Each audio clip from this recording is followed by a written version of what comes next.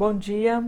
Hoje nós vamos falar sobre o sistema de controle da qualidade no laboratório clínico. O sistema de controle da qualidade são sistemas que são implantados no laboratório para reconhecer e minimizar os erros analíticos no laboratório.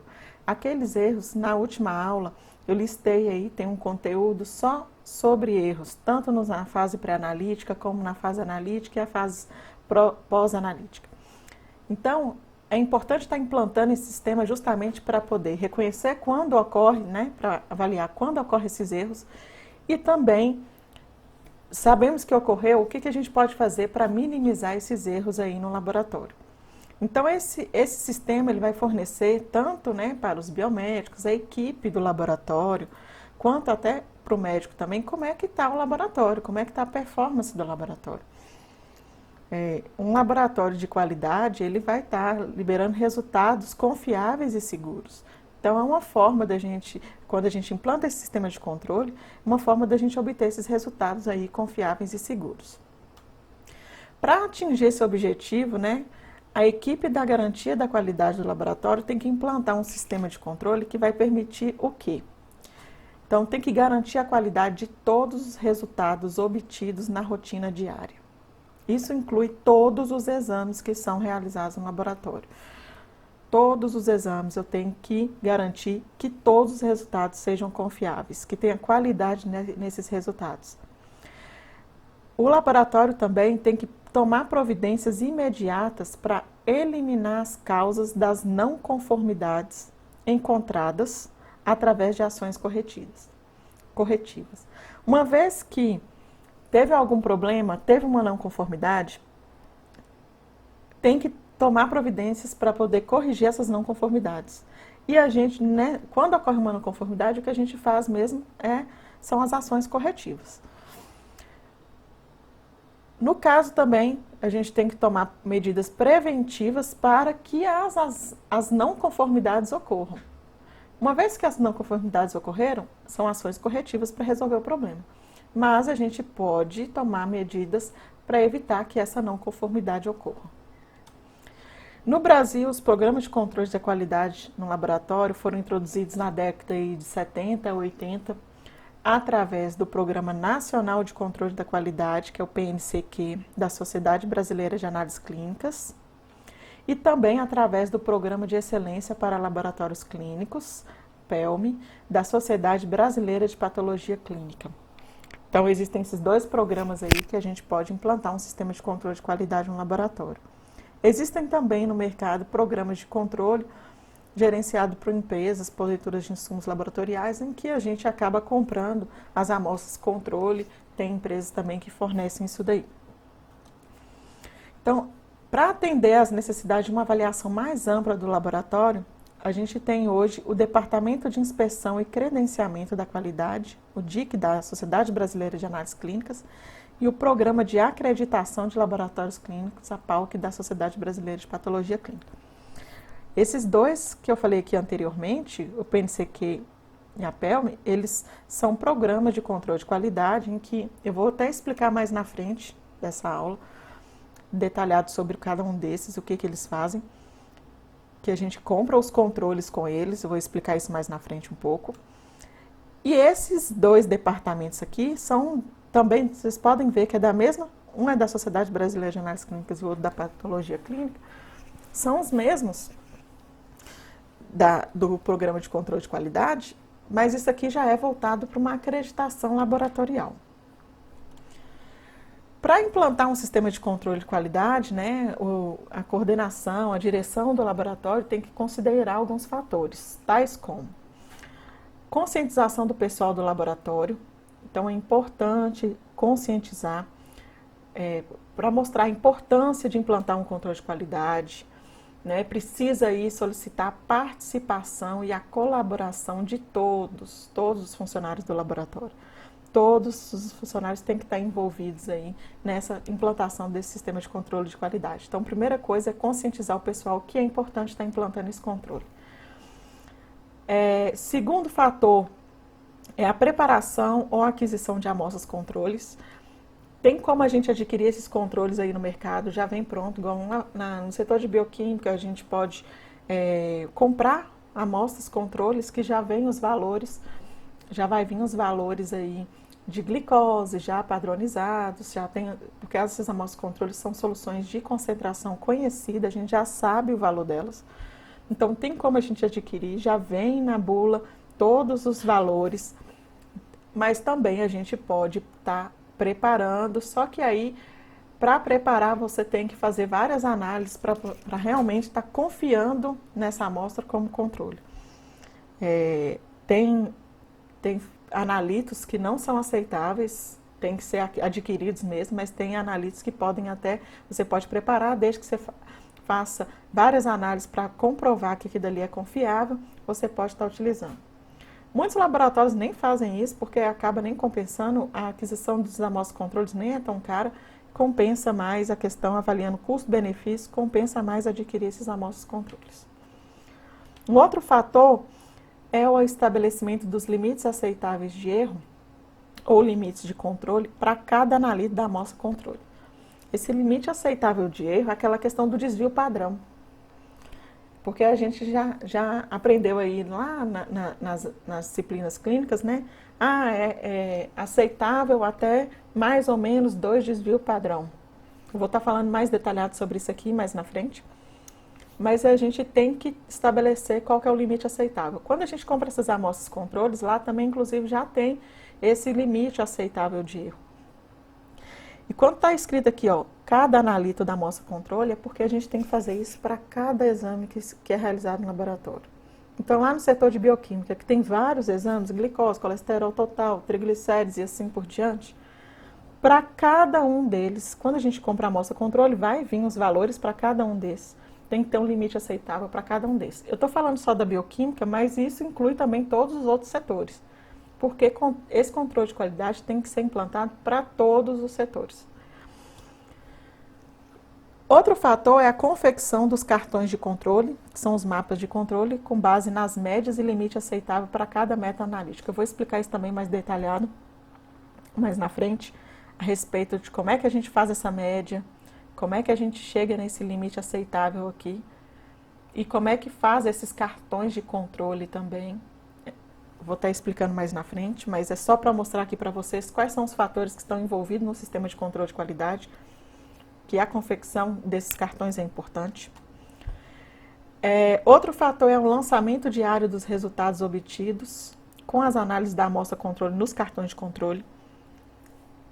Controle a gente tem que passar todo dia. Como a gente vai passar no equipamento todo dia vai sair uma leitura.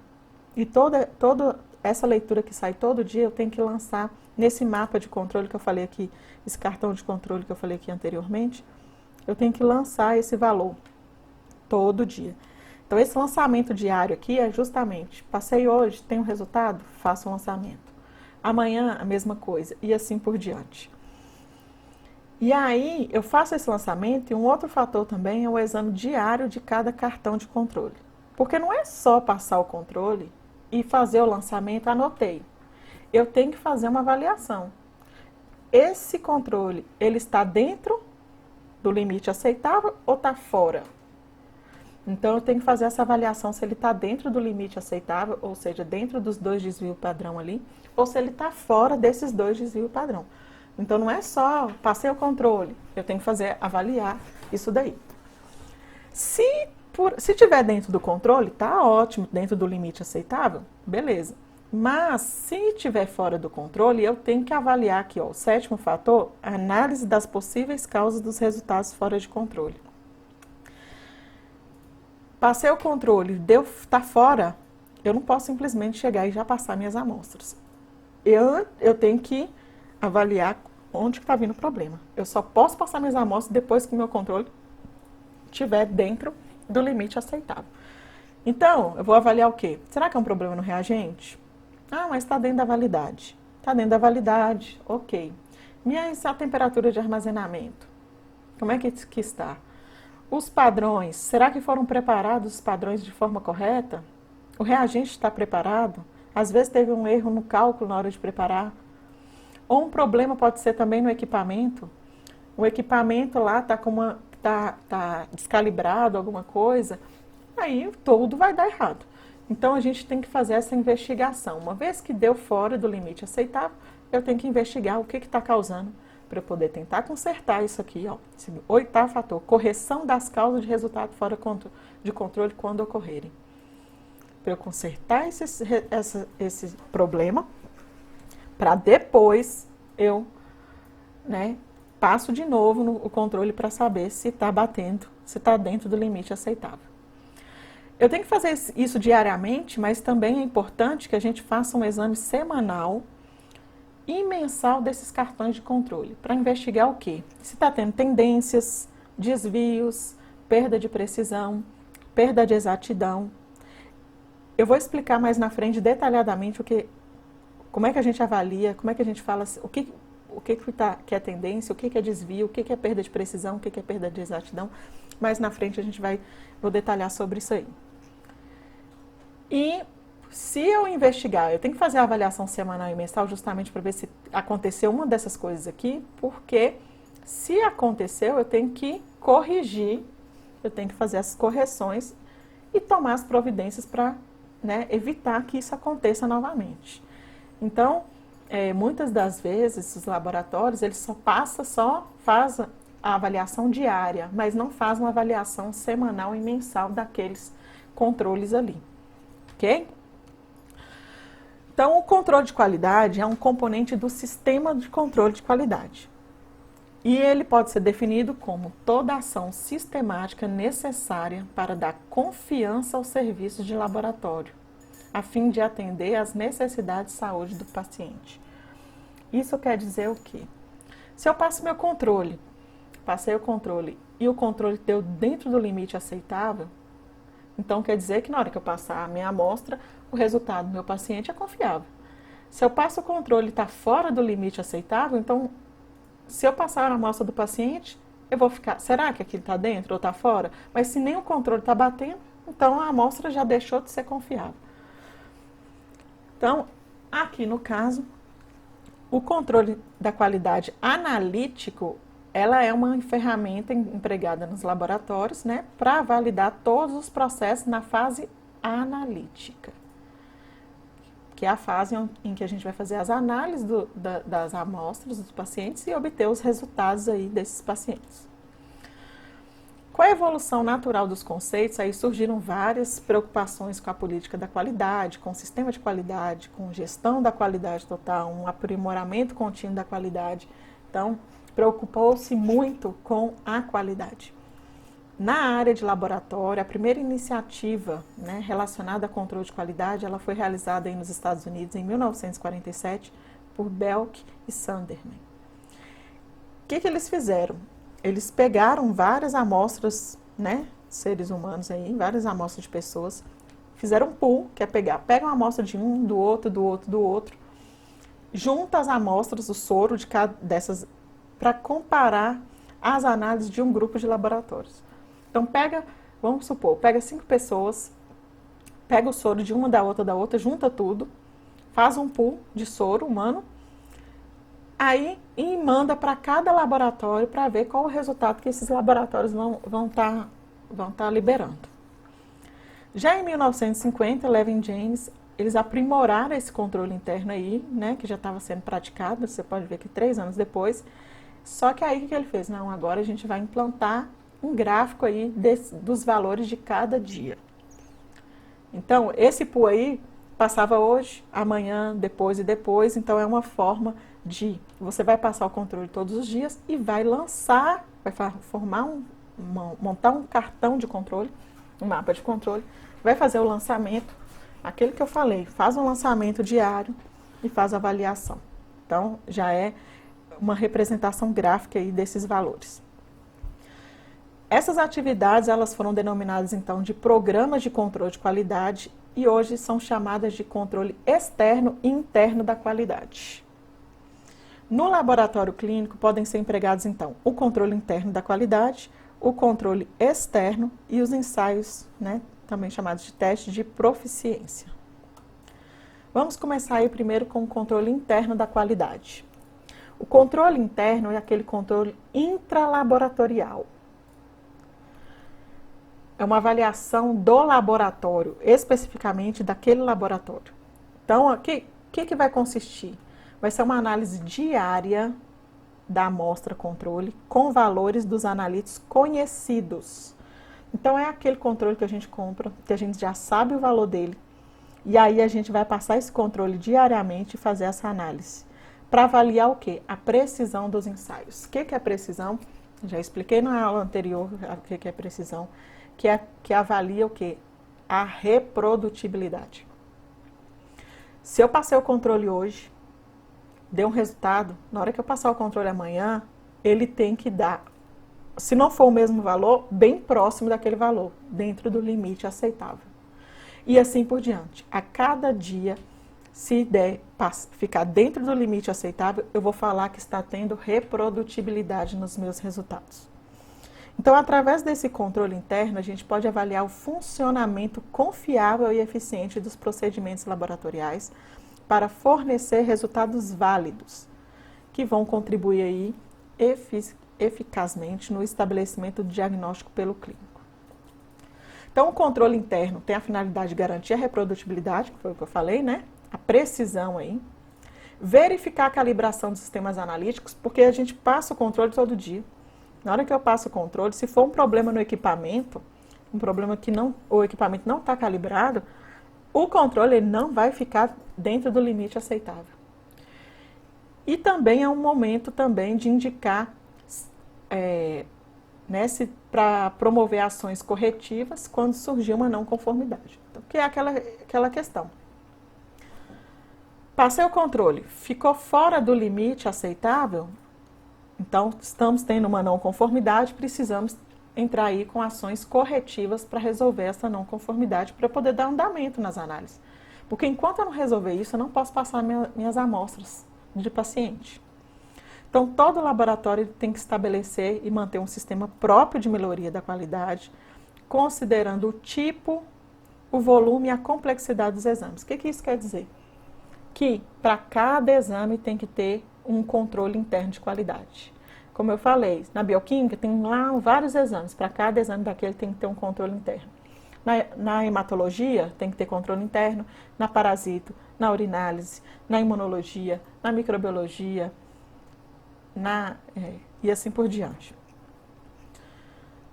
Isso para cada exame que é feito no laboratório. Então, todos os processos envolvidos no sistema tem que ser documentado. Então, não é só passar o controle, eu tenho que documentar isso sempre, e é um material que tem que estar sempre disponível aí para os integrantes do laboratório, de fácil acesso, porque eles já pegam ali e já fazem o lançamento que tem que ser feito daqueles controles ali que está passando.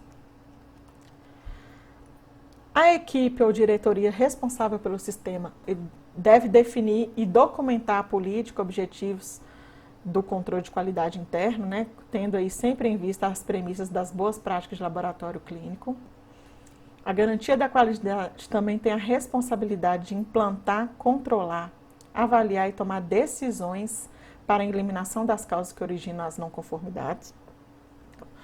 Tem alguma não conformidade? Então, é importante no laboratório ter uma pessoa responsável para garantir essa qualidade, que aí ela vai implantar, ela vai controlar, vai avaliar e tomar as decisões necessárias que tem que se tomar. E também essa equipe ela tem que ter elementos para reconhecer as não conformidades, analisar e propor ações corretivas ou preventivas. Então, no laboratório de pequeno porte, né, acaba que como a demanda é menor, então normalmente é uma pessoa, o responsável técnico, o dono do laboratório, é tudo a mesma pessoa, ele acaba fazendo tudo isso aí e é responsável pela garantia da qualidade. Em laboratórios de médio a grande porte, já, né, a demanda é maior, e aí, de certa forma, acaba, dependendo como for, coloca uma pessoa exclusiva para garantir a qualidade e ela vai ficar, né, responsável por isso aí. Uma das ferramentas que a gente pode empregar aí para fazer a avaliação do controle interno da qualidade é o gráfico de controle da qualidade, que foi aquele gráfico que Leven Jennings implantou aí, né? E essa performance dos métodos analíticos ela pode ser monitorada através do ensaio das amostras controles. nossas amostras controles no o controle interno. Os valores são conhecidos, a gente passa a amostra controle e vai passar também as amostras dos pacientes. E aí a gente vai pegar esses valores e os resultados desses controles a gente vai plotar em um gráfico o controle e comparar aí com os limites aceitáveis de erro para aquele analito. Então, para colesterol, fiz isso para colesterol. Eu tenho que, vou fazendo um lançamento diário de colesterol. Qual que é o limite aceitável de erro? É a média, essa média que é uma média aritmética, mais ou menos 2 desvio padrão. Então, o que é média? É uma medida de tendência central e a gente vai fazer o cálculo aqui, a média aritmética. Normal, soma tudo. São 3 valores, soma os 3 valores, divide por 3. São 5 valores, soma os 5 valores, divide por 5. Tem também o desvio padrão, que na área da saúde é habitual a gente trabalhar no intervalo de confiança aí de 95%, né? Um erro aí tem que ser menor que 0,05, aquele valor de P. Para esse valor, a gente vai avaliar aí a curva de Gauss, né, na faixa de mais ou menos 2 desvio padrão, porque esses 2 desvio padrão que corresponde justamente a esse intervalo de confiança de 95%. O que isso quer dizer? Isso quer dizer que os resultados do controle cairão aí 95% das vezes nessa faixa. Então, se eu aceito os 2 desvio padrão, quer dizer que 95% das vezes que eu passar aquele controle, vai cair aqui dentro dos 2 desvio padrão. Então, aqui, ó, isso aqui é a curva de Gauss. Tá vendo que vocês podem ver aqui, ó. Aqui é mais ou menos um desvio, essa seta com essa aqui. Vocês podem ver que isso aqui corresponde a 68,27%. Mais ou menos 2 desvio padrão. Aqui está mostrando aqui, ó, a média. Então, um desvio para mais, 2 desvio para mais e 2 desvio para menos. Você pode ver aqui que aqui corresponde aos 95%. Aqui já está mostrando os 3 desvio padrão, né? Já é 99%. Ok? Então, como é que a gente vai fazer a análise desses resultados? Então, primeira coisa, quando os valores encontrados na amostra estiver dentro do limite aceitável, o que significa dentro do limite aceitável? Está dentro da média, mais ou menos 2 desvio padrão, que é o que é aceitável. Então, a gente conclui que o método analítico está funcionando adequadamente. Quando os valores encontrados na amostra controle caem fora do limite aceitável, o que significa fora do limite aceitável? Né? Ultrapassa aí a média, mais ou menos, os 2 desvio padrão. Aquele caso lá do 3 desvio. Nesse caso, a equipe vai ser alertada porque está tendo um problema aí no processo. Tem algum problema aí acontecendo. Isso indica que o método não está funcionando adequadamente. Então, estamos tendo um problema. Por isso que a equipe tem que ser alertada para fazer o quê? Para tomar uma providência.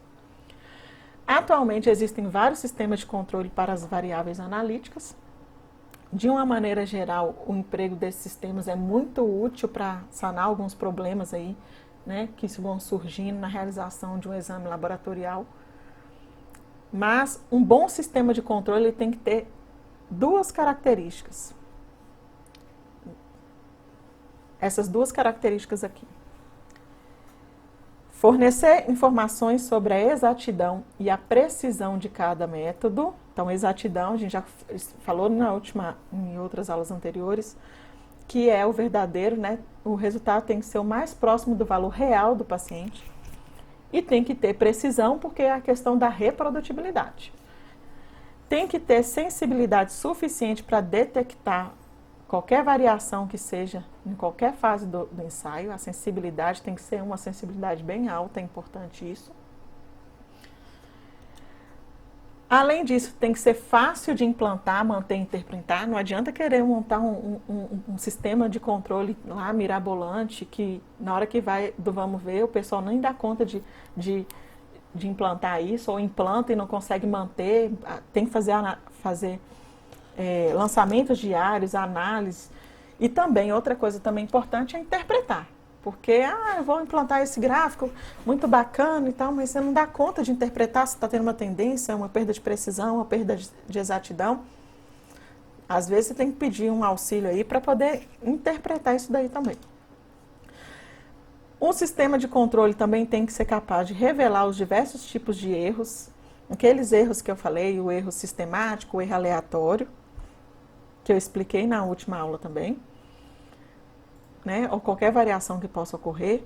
Também tem que prever a avaliação da performance de métodos, equipamentos e técnicos. Então, avaliar a performance do laboratório como um todo, esse sistema de controle.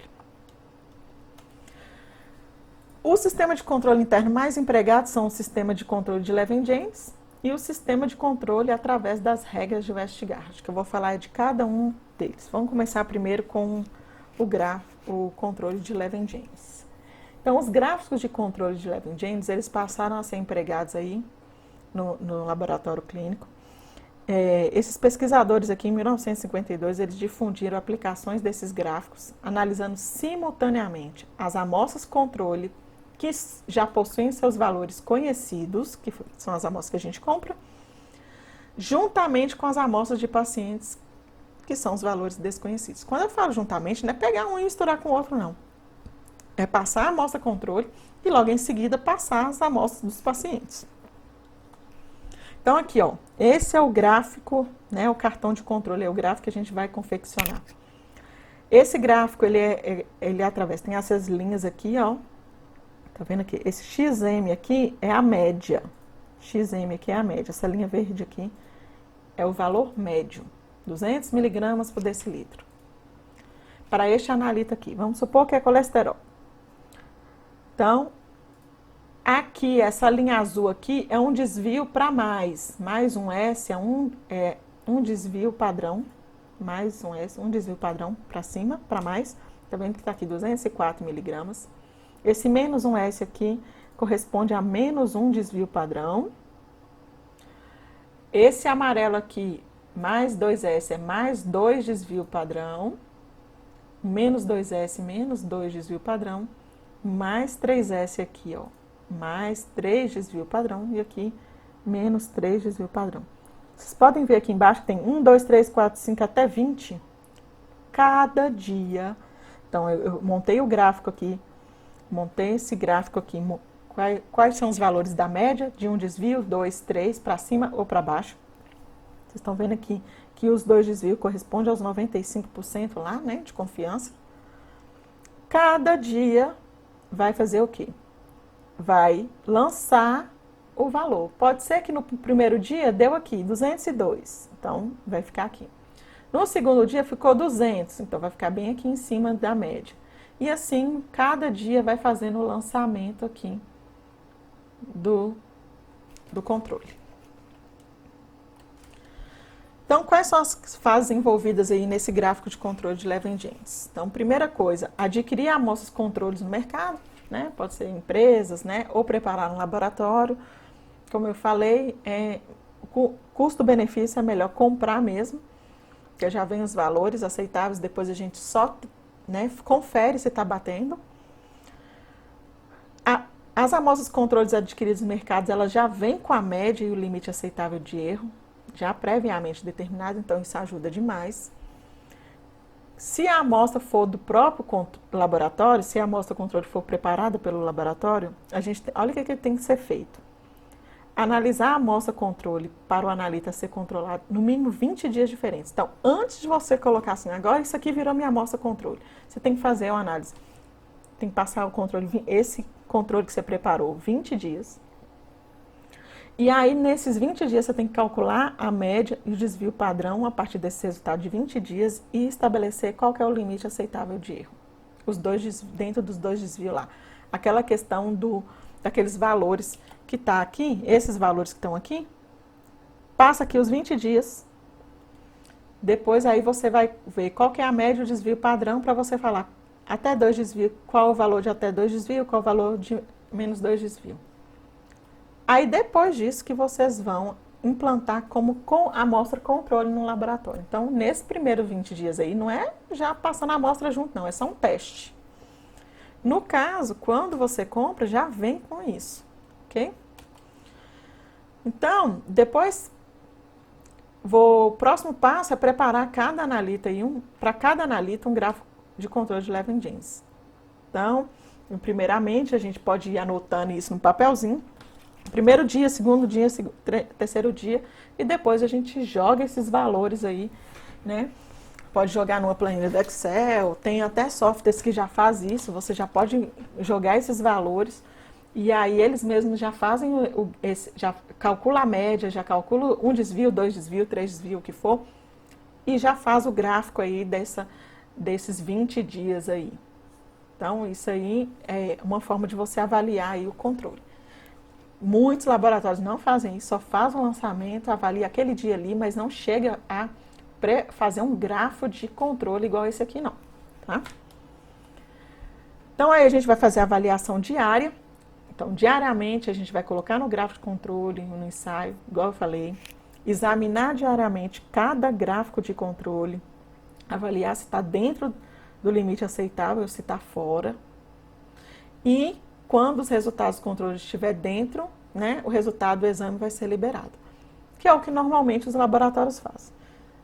Ok? Quando os resultados estiver fora do limite aceitável, a gente não pode liberar o resultado. O que a gente tem que fazer? A gente tem que avaliar o método aí para tentar descobrir qual que é a causa do problema. Descobrir a causa do problema, resolvo o problema, aí eu vou repetir, aí eu vou passar minhas amostras. Se os resultados do controle estiver dentro, eu vou repetir o meu controle. Se os resultados do controle estiver dentro, aí eu posso liberar os resultados do paciente. Caso contrário, eu vou ter que ficar, né, avaliando novamente todas as variáveis para ver se eu tentei uma coisa, não deu certo, aí eu tenho que tentando outra e outra e outra, até o meu controle estiver dentro do limite aceitável para eu liberar os resultados do meu paciente. Então, o que normalmente os laboratórios fazem é isso. Normalmente faz até aqui. Mas a gente também tem que fazer uma avaliação semanal. Então, não fiz um lançamento diário? Junto a esses dias aí, 5 dias da semana, dependendo, se for um laboratório hospitalar, vai ser os 7 dias. Ou às vezes até laboratório também funciona no sábado. Então a gente vai fazer uma avaliação aí. Para que essa avaliação semanal? Para ver se tem tendência, desvio, perda da exatidão ou perda da precisão. O que é isso? Primeiro aí, o que é tendência? Tendência é quando ocorre, quando tem alguns resultados aí, né, no caso 6 ou mais resultados da amostra controle, com valores consecutivos aumentando ou diminuindo continuamente. Olha esse gráfico aqui que eu estou mostrando para vocês. Está vendo? Aqui está a média.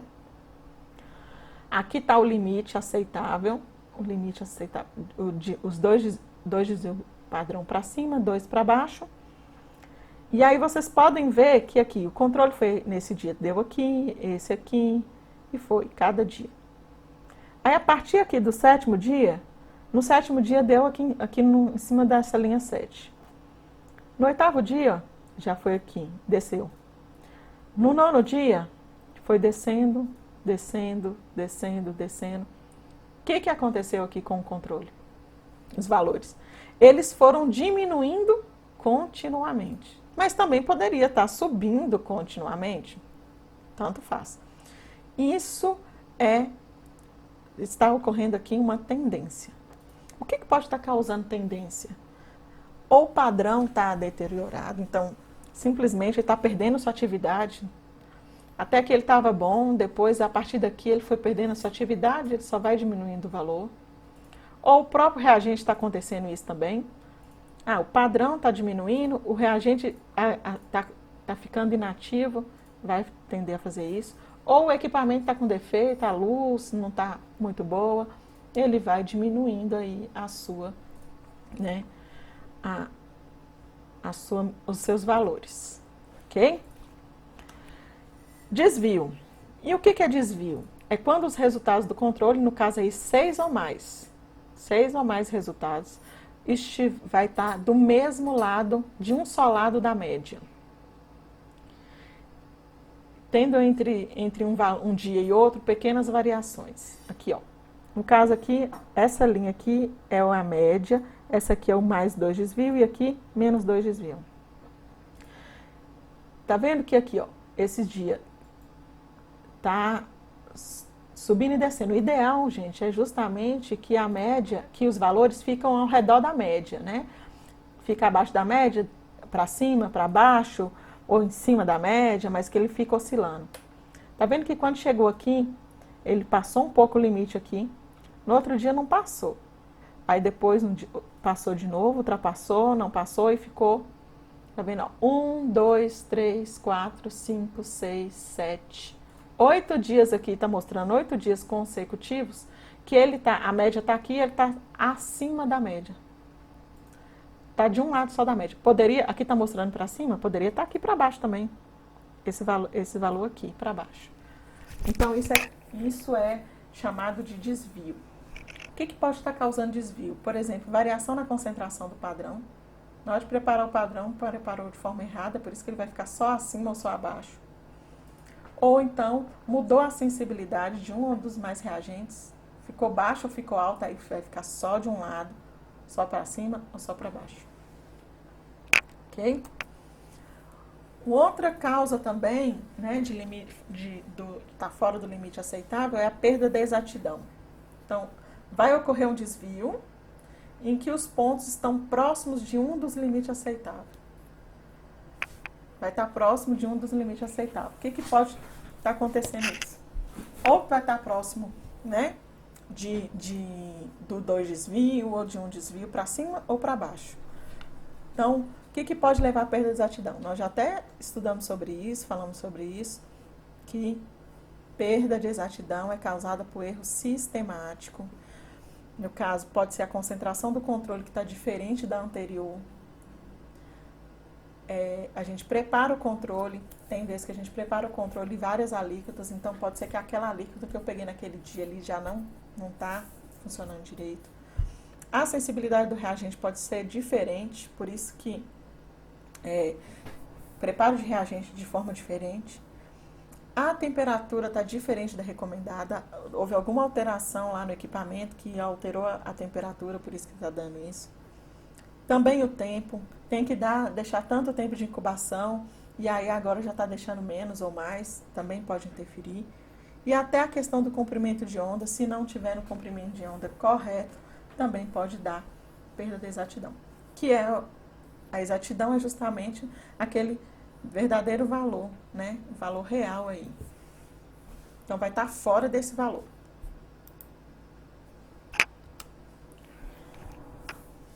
Um outro fator aí é a perda da precisão, em que a maioria dos pontos vai estar próximo do limite aceitável e poucos ao redor da média.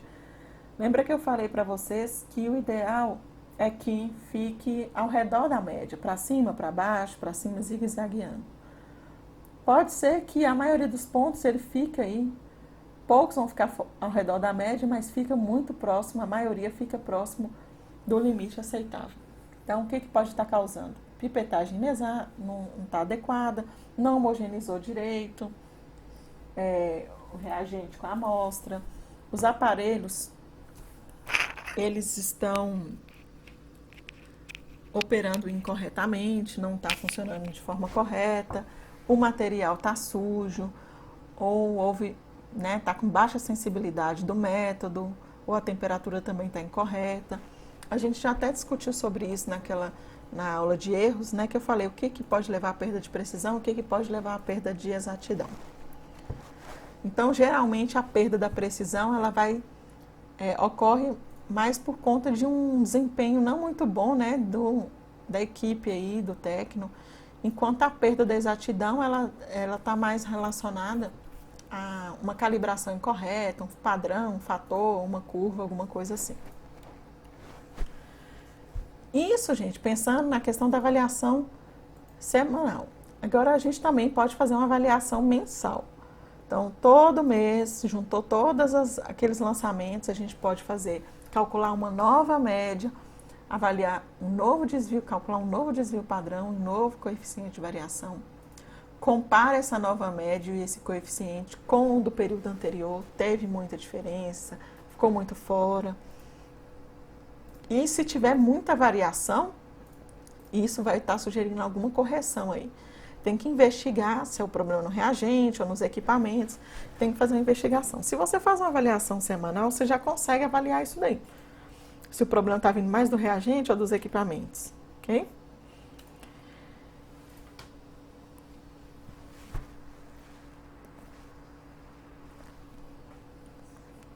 Em relação ao sistema de multiregras de Westgard, assim como no sistema de Levin-James, né, o sistema de multiregra de Westgard, ele também vai empregar amostras controle e também os gráficos de controle. Só que aí, o que o Westgard fez? Ele pegou essas amostras de controle e gráficos de controle de Levin-James e deu uma melhorada neles. E criou um algoritmo aí para poder fazer a interpretação de alterações, mesmo que discretas, né, quando ocorre aí no controle. Então, implantou, porque até então era tendência, desvio, perda de precisão, perda de exatidão. Então, o Westgard implantou aí, né, outras regras para avaliar o controle. O gráfico de controle de Westgard também vai ser traçado através dessas linhas, né, média, mais ou menos um desvio, 2 desvios, 3 desvios, igualzinho o gráfico de Levin-James. Essas regras é muito semelhante aí, né, o gráfico é muito semelhante ao Levin-James, só que no caso o Westgard ele proporciona aí uma interpretação mais estruturada, que a gente consegue aí detectar bem melhor os erros nos ensaios. Esse aqui, só mostrando aqui o algoritmo de Westgard, né? Começa aqui dados do controle, e tem esses valores aqui, tá vendo que é o algoritmo? Se aconteceu isso? Não, então vem para cá. Se aconteceu isso aqui? Sim, vem para cá. Esse é o algoritmo de Westgard. Eu vou explicar cada um desses quadrinhos aqui. Vou estar explicando cada um e depois eu volto nesse algoritmo para explicar para você já como é que funciona. Primeira coisa, apareceu esse número aqui lá, 1, 2S. O que significa? Esse número 1 aqui, ele representa o número de resultados do controle que excede o limite de tolerância especificado. O que quer dizer isso? Esse número 1 aqui fala que ultrapassou o limite lá uma vez só. Foi só uma vez que ultrapassou o limite. Ultrapassou um limite de tolerância lá. Foi só uma vez. Ou pode ser 2. O 2 significa que ultrapassou 2 vezes esse limite de tolerância. Vou falar depois o que é esse limite. Esse número 2 aqui que está representado, ele significa aquela questão do desvio padrão, 2S. Desvio padrão. Se ultrapassou uma vez o limite de 2 desvio, poderia ter um número 1 aqui, que seria 1 desvio, ou poderia ter um número 3, que seria 3 desvio padrão. Então, aqui, ó, esse 2 significa que o limite de tolerância estabelecido para o controle foi de 2 desvio padrão, acima ou abaixo da média. E esse S aqui a letra S vem do inglês standard, que standard é padrão, que significa aí, né, o desvio padrão. Então, 1, 2S significa que aquele controle naquele dia ultrapassou uma vez o limite de 2 desvio padrão. Então, vamos começar aí falando das regras das multiregras de Westgard. 1, 2S. O que significa 1, 2S? Significa uma observação que em um dia excedeu a média mais ou menos 2 desvio padrão. Tá vendo aqui esse gráfico? Esse XM aqui verdinho é a média. Aqui, ó, aqui 1 desvio, 2 desvio, 3 para cima, 1, 2, 3 para baixo. Tá vendo que nesse dia aqui o aceitável não é dentro dos 2 desvios, que é o amarelinho aqui. Então, nesse primeiro dia aqui, não teve, está aqui perto da média, nesse outro também está dentro do limite aceitável, aqui também, esse. O que aconteceu nesse dia? Tá vendo que o amarelinho é 2 desvios. Nesse dia, ele ultrapassou, foi uma observação só, que ultrapassou o limite de 2 desvios padrão. Então, por isso que fica 1, 2S. Um dia ultrapassou o 2 desvio padrão. Aconteceu isso aqui, ele é considerado uma regra de alerta. Quando ocorrer esse resultado aqui, né, exceder um dia, 2 desvio, uma avaliação, procurar aqui o erro ao acaso, está acontecendo algum erro aleatório aí, procura, descobre o erro e depois repete a bateria das análises. Então, isso aqui vai ser interpretado, esse 12S, como um aviso de possíveis problemas sem a necessidade de repetição da bateria de exames. Ok? 13S. O que significa 13S? Uma observação excedeu a média mais ou menos 3 desvios. Aqui, ó. Tá dentro. Esse aqui foi o que eu expliquei anteriormente, 12S. O que aconteceu no outro dia? Ultrapassou 3 desvios. Nesse caso aqui, vai ser uma regra de rejeição de resultados. Então, quando ocorrer isso, a gente rejeita os resultados e procura um erro ao acaso aí, um erro aleatório. É importante diagnosticar, resolver o problema e repetir as análises dos testes das amostras de controle e fazer uma nova interpretação. Tá? No caso de 2S, significa duas observações consecutivas excederam para mais ou para menos 2 desvios padrão. Aqui o caso, ó, vamos avaliar esse aqui. Tá tudo aqui dentro dos 2 desvios. Tá vendo que aqui ultrapassou um dia, uma vez 2 desvios, no outro dia ultrapassou de novo. Então, duas observações consecutivas excederam os 2 desvios padrão. Nesse caso, é considerada uma regra de rejeição dos resultados. E quando encontrar o 2S, rejeita os resultados, repete a bateria de análise e procura, já aqui no caso, é um erro sistemático. Até então estava como um erro aleatório. Aqui já virou um erro sistemático. Ok? Porque o erro aleatório, como eu expliquei para vocês, acontece aí por acaso. Aconteceu. No caso do erro sistemático, é aquela coisa contínua. Já tem 2 dias que aconteceu isso. Opa, já é né? Tem que tomar uma providência. Essa outra regra aqui chama R4S. O que significa? Tá vendo aqui? Até aqui tá tudo bem. Esse verdinho aqui, uma observação excedeu a média para mais de 2 desvios e a outra observação, né, excedeu a média para menos 2 desvios. Você tá vendo que um foi para cima, o outro foi para baixo. Tava todo mundo caminhando junto, até que aqui acabou acontecendo isso aqui. Chama R4S. Nesse caso, é uma regra de rejeição dos resultados. Quando acontece isso, rejeita os resultados, repete a bateria e procura o erro ao acaso, porque aqui já é um erro aleatório. 41S. 4 observações que excedeu aí, né, 4 observações consecutivas excederam um desvio, seja para mais ou para menos. No caso aqui, ó, tá tudo indo bem aqui. Na hora que chega nesse dia, esse dia 5, 6, 7, 8, tá vendo? 4 observações consecutivas ficaram, né, abaixo aí de menos um desvio.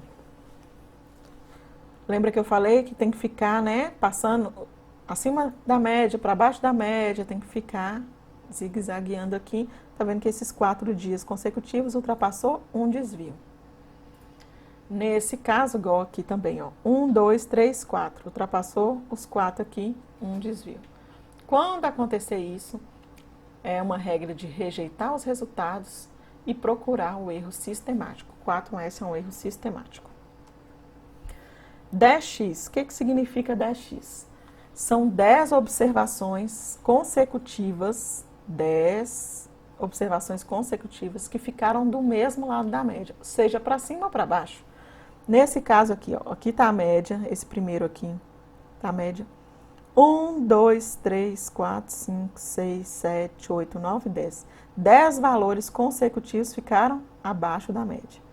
Nesse outro exemplo aqui, no gráfico, 1, 2, 3, 4, 5, 6, 7, 8, 9, 10. 10 valores ficaram acima da média.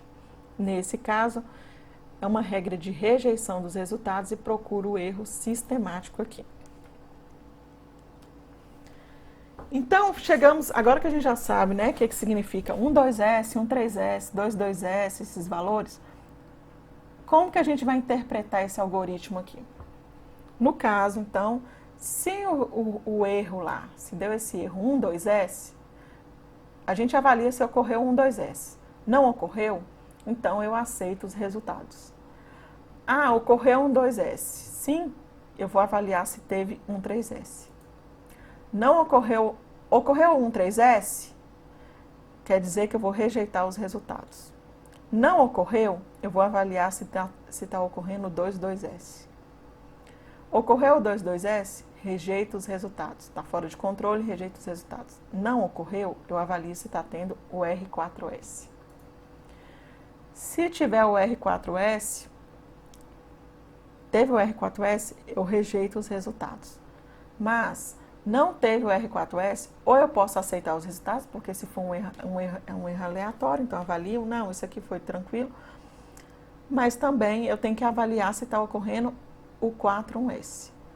Ocorreu um 4S, aí esse erro aqui já é um alerta para manutenção preventiva. Lógico, a gente já vai rejeitar, mas é um alerta para fazer manutenção preventiva.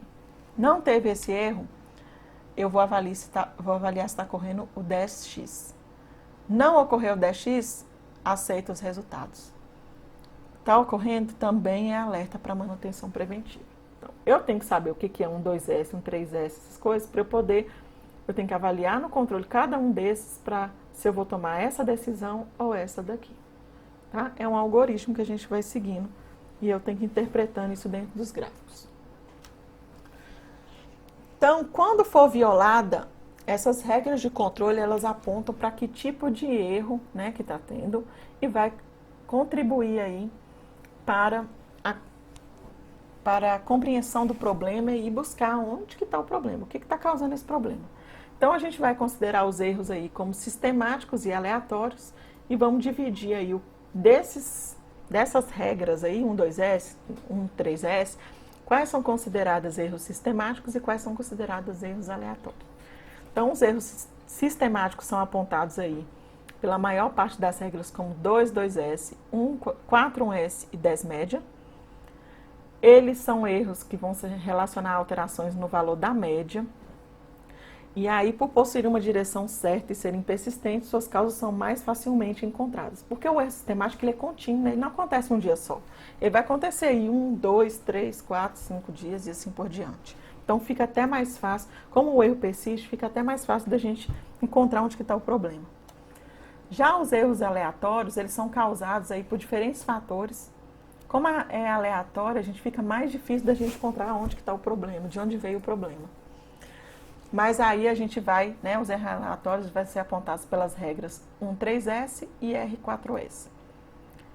O 13S, ele pode mostrar eventualmente um erro sistemático de grande proporção ou magnitude, né? Se ele ocorrer em vários momentos, não consecutivos, mas em vários momentos, nesse dia aconteceu, passam uns 2 dias ele acontece de novo, passam uns 3 dias ele acontece de novo, dependendo, e isso aí ele vai tomar uma proporção maior e ele vai se tornar um erro sistemático.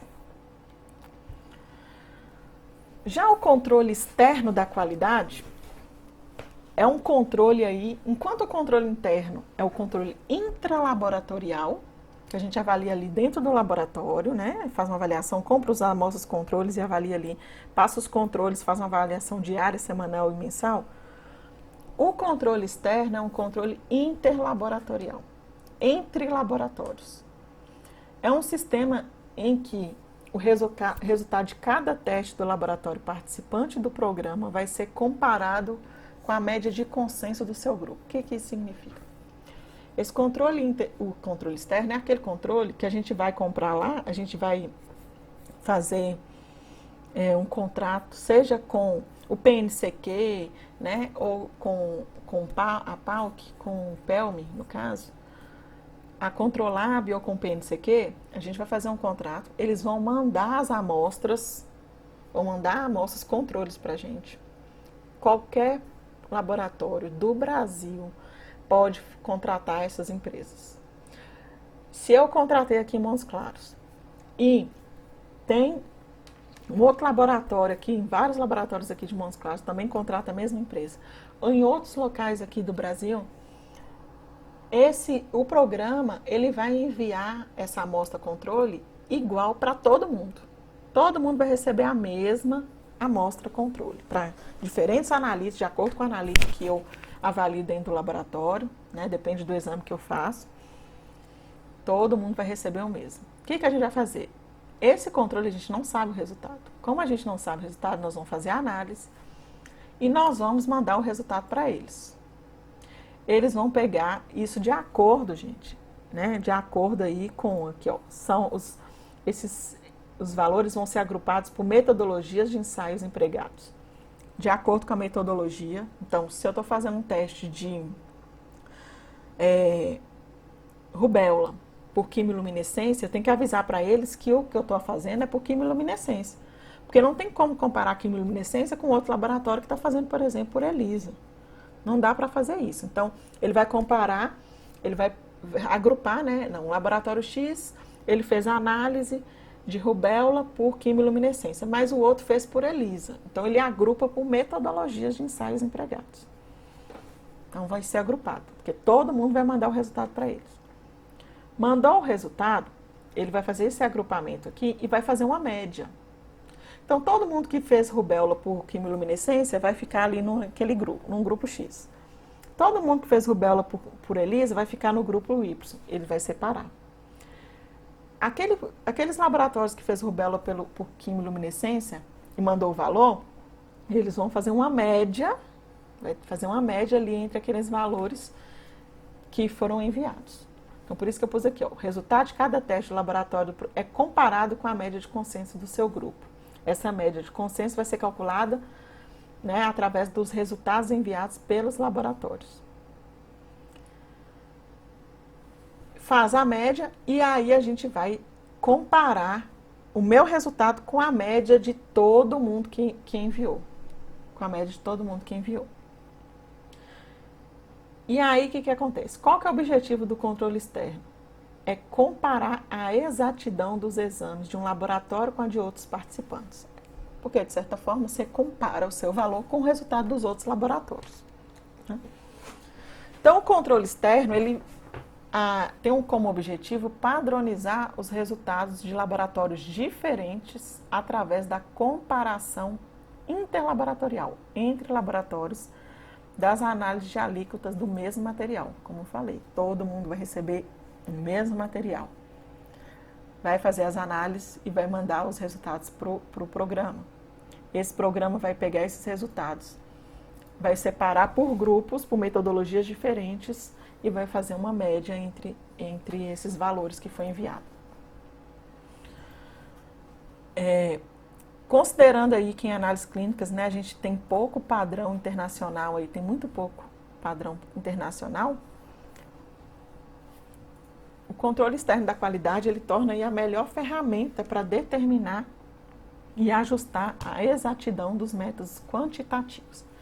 Vocês viram que quando eu falei de controle interno, avalia a precisão, enquanto o controle externo vai estar avaliando a exatidão. Então, com a participação efetiva de um programa externo de qualidade, o laboratório vai assegurar que os seus resultados se aproximam o máximo possível do valor real, que é o conceito de exatidão que a gente já discutiu sobre isso, dentro de uma variabilidade analítica permitida. Então, nesse sistema, os laboratórios participantes vão analisar as amostras controles de concentrações desconhecidas que lhes são enviadas. A gente faz a análise dessas amostras controles, a gente não sabe a concentração delas. A gente vai enviar os valores, né, para o programa, então a patrocinadora do programa vai receber os resultados desses participantes, vai separar por grupos de metodologias iguais. Quem é quimiluminescência fica só na quimiluminescência, quem é ELISA, e assim vai separando. Determina a média de consenso aí de cada grupo e vai calcular o respectivo desvio padrão. Então, faz a média por grupo, calcula o desvio, um desvio padrão, 2 desvios, e faz esse cálculo aí baseado nos valores de todo mundo, na média dos valores de todo mundo, ok? E aí depois, né, eles vão liberar aí pra gente, vai estar liberando, né, os resultados daquela amostra que a gente enviou, libera e a gente vai fazer uma avaliação desses resultados aí de cada laboratório, vai ser emitido, cada laboratório vai receber seu resultado. E aí a gente vai ver se ficou dentro de um desvio padrão, de 2 desvios, ou se ficou fora. Então, como é que a gente vai interpretar? Vai ser liberado lá pelo programa como bom quando os resultados obtidos pelo laboratório estão dentro da média, mais ou menos um desvio padrão. Se o resultado do laboratório estiver dentro da média, mais ou menos um desvio, vai sair lá bom. Vai sair um resultado aceitável se estiver dentro da média, mais ou menos 2 desvio padrão. Então, valor aceitável. Agora, se o valor estiver fora da média, mais ou menos 2 desvio padrão, o resultado vai ser inaceitável. Então, a gente recebe, para cada analítica que a gente mandou, vai vir lá um B, um A ou um I. B de bom, A de aceitável ou I de inaceitável. E a gente interpreta dessa forma aqui. Aqui só mostrando para vocês, né, o Programa Nacional de Controle de Qualidade, aqui está o site. Só fiz um print aqui do site para mostrar que dá pra gente, que a gente contrata, dá para um dos programas que tem é o PNCQ. Tá vendo aqui, ó, o Controle Externo da Qualidade. Ele tem um programa básico e um programa avançado. Como que eu vou contratar isso? Depende dos analíticos que você tem no seu laboratório. A gente tem que fazer controle para todos os analíticos. Então, aqui, ó, o programa básico tem um valor na bioquímica básica. Está incluso esses exames aqui, ó. Esses exames estão dentro da bioquímica básica. Esses aqui estão da hematologia. Vai avaliar esses aqui. Na imunologia básica tem esses exames aqui. Isso é o programa básico. Na microbiologia avalia isso daqui. Esse aqui, parasito. Na parasita, eles podem mandar aqui, na micro também, imagens virtuais para bacterioscopia, BAR, GRAM. Eles podem mandar imagem e pedir para você falar o que é.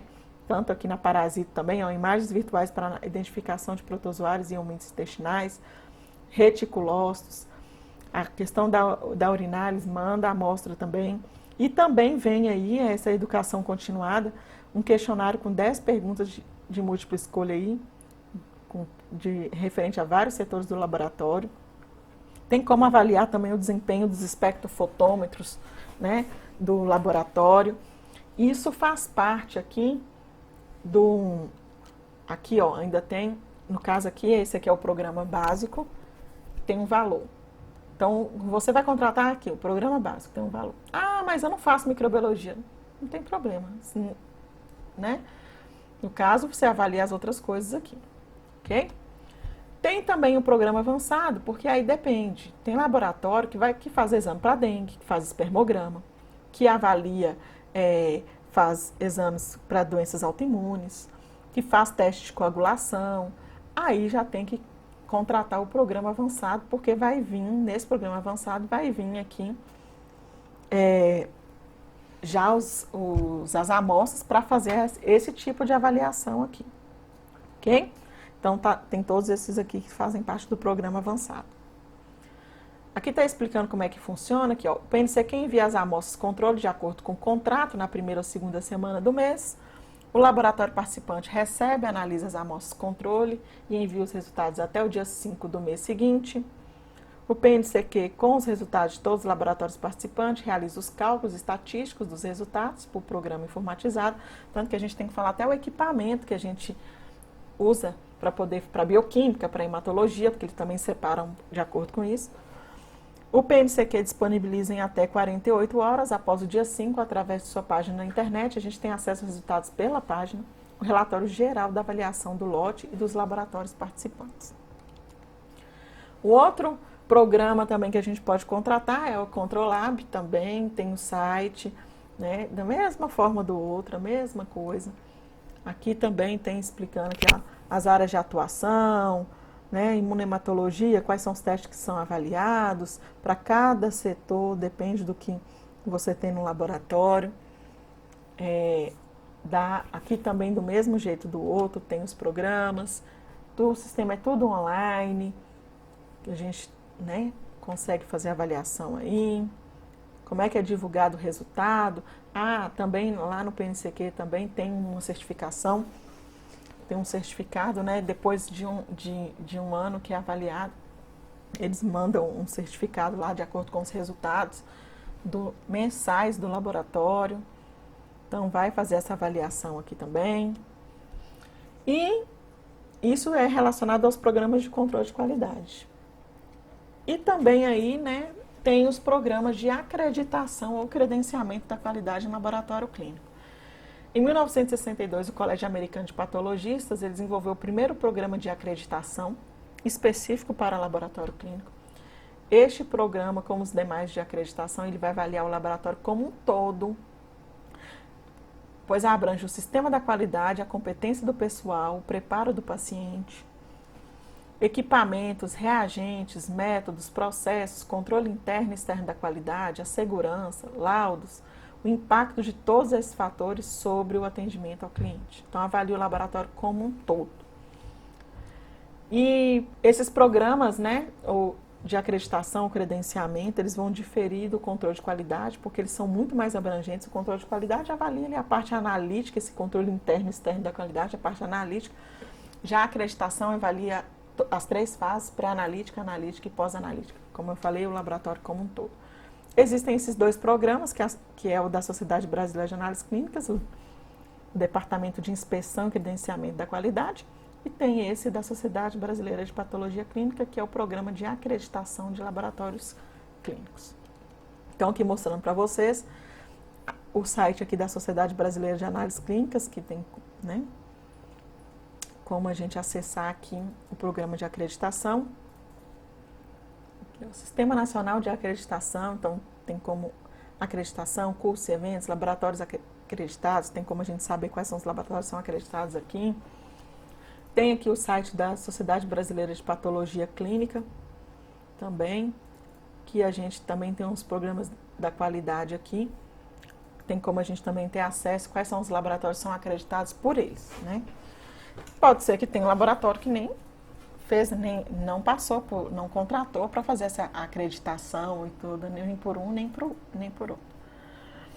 Ok? Então, assim, a gente finaliza aí a aula de hoje do Sistema de Controle de Qualidade em Laboratório Clínico. Obrigada, até a próxima.